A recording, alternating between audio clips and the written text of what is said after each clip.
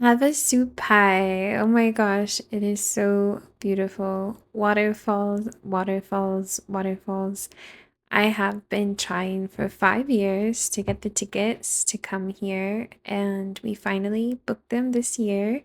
And I have gone from couch potato to hiking this trip in about 3 months. It totally kicked my butt, but it is definitely the place you want to be in when you're in Arizona in the summertime, and it is so worth it. All the preparation and hiking. It took me probably 12 miles to get here. So here's my long form vlog journey of my, also including tips and tricks and the good, the bad, and the ugly. Alright guys, it is almost 4 a.m. We woke up around 3 to hit the trail. We thought we would be out of here by 3:30, but we're almost out of here. So we're at the Grand Canyon Caverns Inn, and it's about an hour and a half to the trailhead. We're about 10 minutes from the trailhead, and it is sun rising. It's only 5:20 in the morning, so they said the sun comes up at 6, but there it is. The trail coming in is pretty good. It's paved the whole way. You can go about 60 miles an hour, which is why it takes an hour and a half. If you go slower, it will take longer. Since you're leaving in the dark, probably close to sunrise like we did, there are a lot of, it looked like deer. My uncle said they might be elk on the edge of the road. They are beautiful, but they are huge, and I am really glad that we did not hit them. We did come close to hitting a few cows that were also hanging out on the road with their cute little babies, but we managed to not do that. We just dropped the bags for the mule, and there is no parking here. So another reason to leave even earlier than we left is so that you have a chance to get some parking. Alright, here we go. 5:52 a.m. Still haven't hit the trailhead. Had to park quite far out.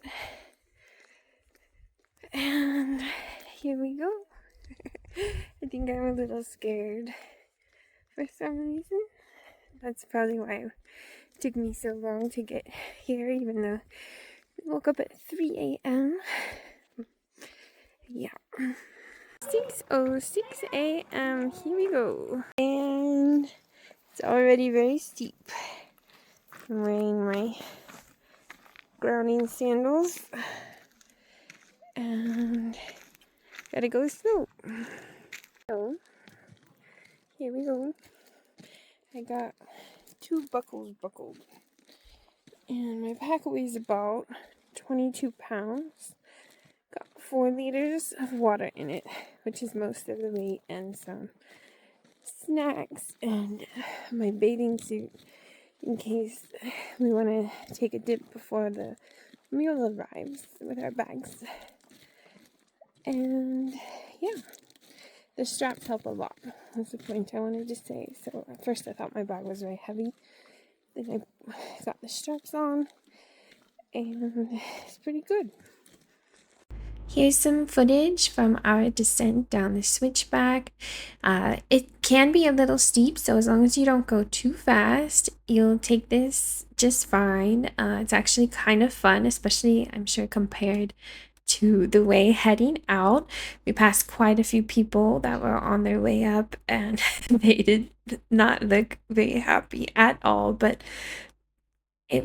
it's really beautiful, as you can see. So we're about 45 minutes into the trail, and we've just made it out of the switchbacks. So now it's pretty much like flat with a slight descent, and my husband is much faster than me, so I'm probably walking pretty slow, but the faces of the people that are heading out, they look very, down and grim and like they're suffering. And the people heading into the Havasupai are happy and chirping and making really excited noises. So I am a little worried about the walkout on Wednesday, but this is definitely fun walking in. Here we go. Sun is coming up above the canyon, and we're on our hike to Supai.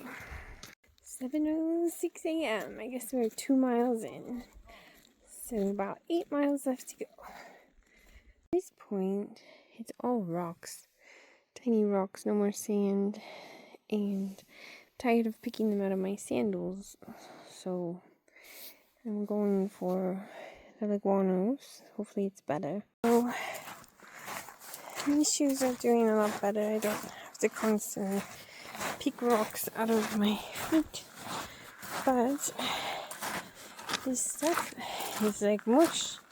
It's like walking in mush. So there's no spring when you step down. Here we were starting to hike into the wash, and the tip here is anytime you see a chance to go on higher ground, sometimes the road will fork, take that higher ground. It's much nicer to walk on. And this guy, he was not part of the Havasupai mules. He was just out here walking on his own.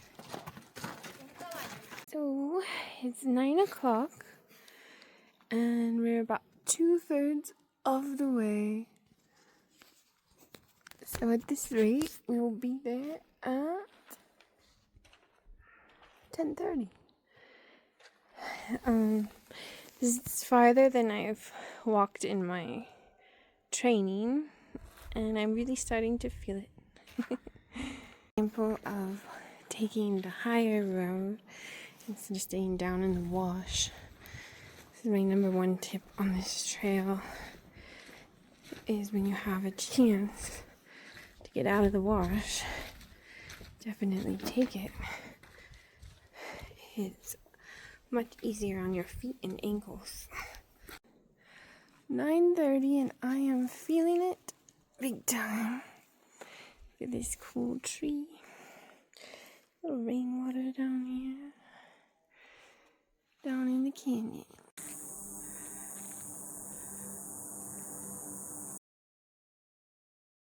I have passed the sign that says Supai, just to stay left and continue over the bridge.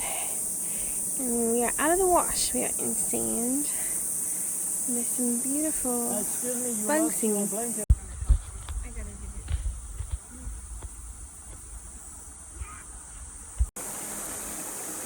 And there's Supai tadpoles.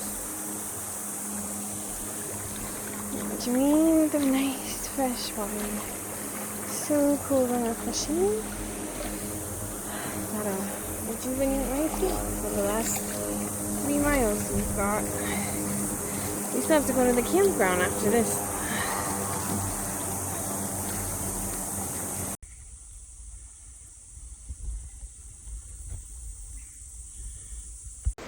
Hello everyone.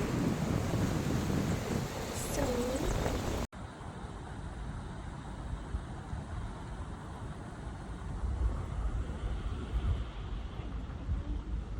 I almost made it. I can see the bridge to the campground from here, but I had to stop because my feet were killing me. And big old tree, must be cottonwood tree, is where I chose to stop. And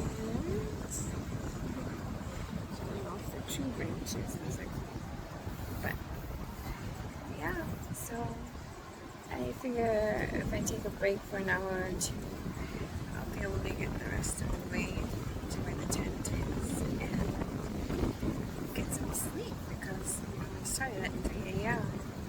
I actually did take a nap before when I took this update video, so I've already taken like an hour nap and it's 1 o'clock. So my husband was very kind and he's actually getting the tent set up and then he's going to come back and get me.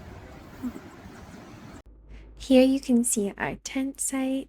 I thought we were gonna walk over and camp near Mooney Falls, but my husband chose a very smart location, very close to the entrance of the camp in the spring, and you see we have a beautiful view of the river. We are sharing a table here with the next tent over because there weren't any more tables available, which was very nice of them. It was cool to have someone to talk to after our adventure, so just did something very similar.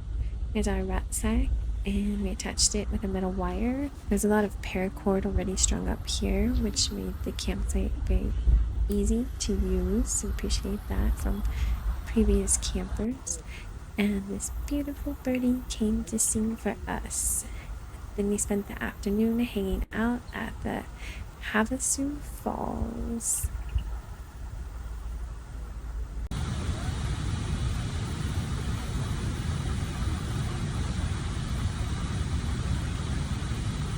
Please like and subscribe for the part 2, day 2 hike to Beaver Creek Falls and back. Thank you for watching.